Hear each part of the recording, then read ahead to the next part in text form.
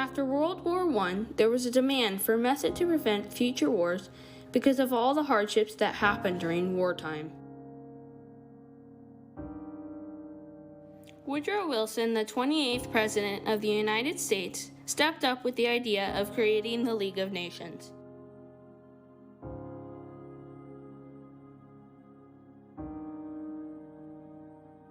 In 1919, U.S. Secretary of War Newton Baker announced Woodrow Wilson's plans for post-war.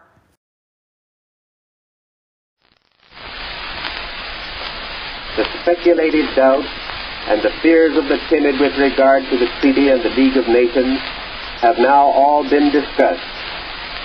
The great document which the President brought back from Paris has been analyzed and dissected in the cold atmosphere of higher criticism.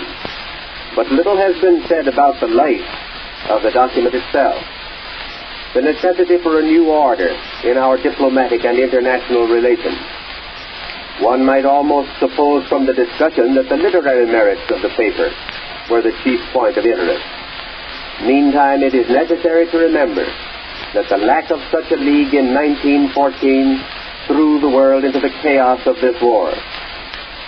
Terrified statesmen endeavored to sustain the delicately poised balance of power. They ran here and there, uttering their old-time cautions and seeking with pathetic diligence for what they called a formula that would compose the mad impulses which were threatening to engulf the world. They failed because the means were not adapted to the end, because in the modern world things move too fast for the stagecoach diplomacy of the Middle Ages. Had there been a League of Nations then, could Sir Edward Grey have summoned into conference the authoritative representatives of the great civilized powers, and through them have focused the intelligence and the conscience of mankind on the Austro-Serbian quarrel, there would have been gained the priceless moment of meditation which would have enabled the heady currents of racial and national passion to be allayed. Today there would be in all the devastated countries of the world that calm progress which a continuation of peaceful civilization ensures.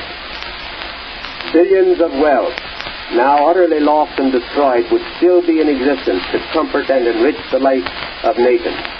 And millions of men, women, and children, done to death in battle or carried away by famine and pestilence, would still be alive to enjoy the normal portion of human happiness and to contribute by their labor and their love to the making of a better world.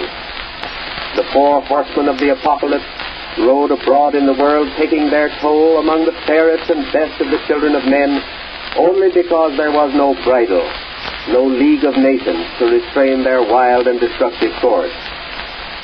The question of this hour, therefore, is not whether a classically phrased and inerrant document has been drawn, but whether the fairest hope of men shall be realized.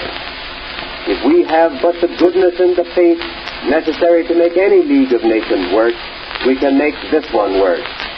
The people will furnish the faith if the statesmen will but stand aside. Thus only can we match our work with the devotion of our soldiers and gather for their children the fruits of their sacrifice and their victory. Woodrow Wilson created the idea as a new way to achieve world peace.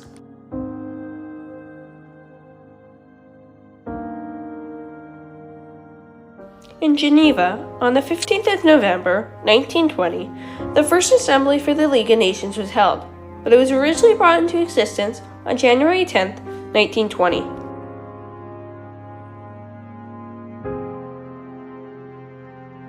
The League of Nations was created as a new way to achieve peace, stop wars, and resolve disputes between countries.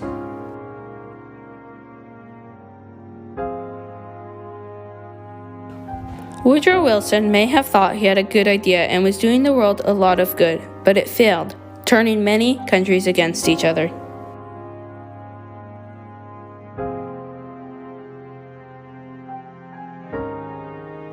Senator Henry Cabot Lodge was against the League of Nations because he thought it would just cause another war.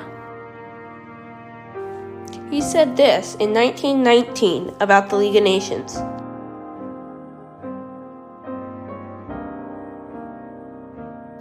Contrast the United States with any country on the face of the earth today, and ask yourself whether the situation of the United States is not the best to be found.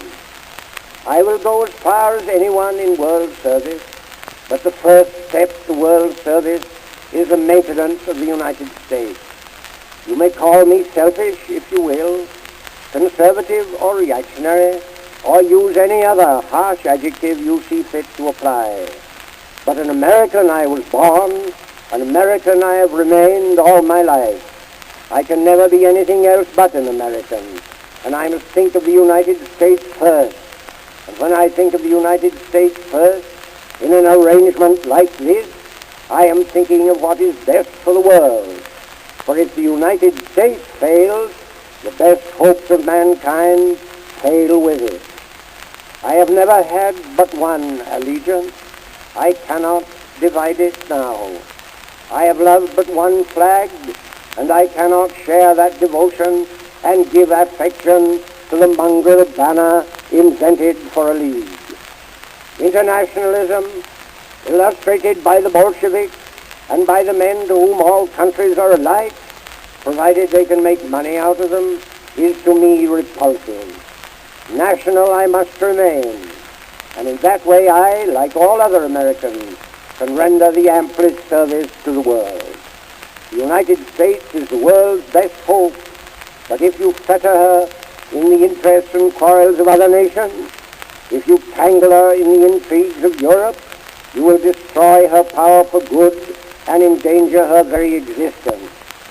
Leave her to march freely through the centuries to come, as in the years that have gone. Strong, generous, and confident, she has nobly served mankind.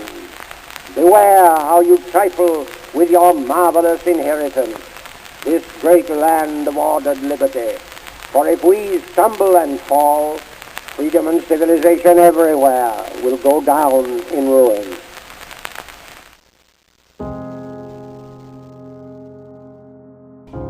He believed that if the United States had to deal with other countries' hardships, it would be destroyed.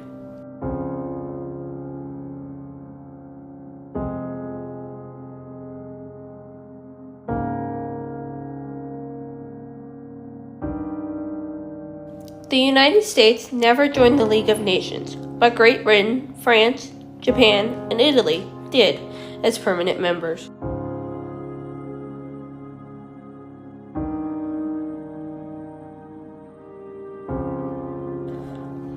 The US didn't join the League of Nations, even though the president organized it himself, because many people in Congress opposed the United States' involvement in foreign affairs.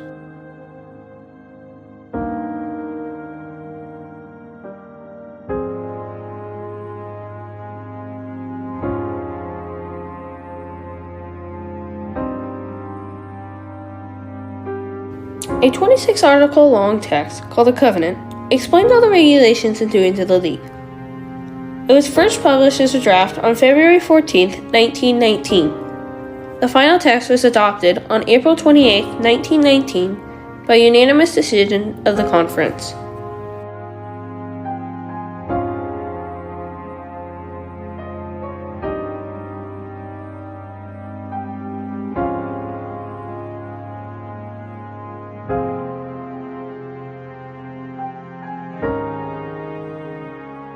In all, the League of Nations tried hard to produce world peace, but ended up doing the opposite, and joined many countries together in a world war. The League of Nations was a good idea on paper, but failed badly.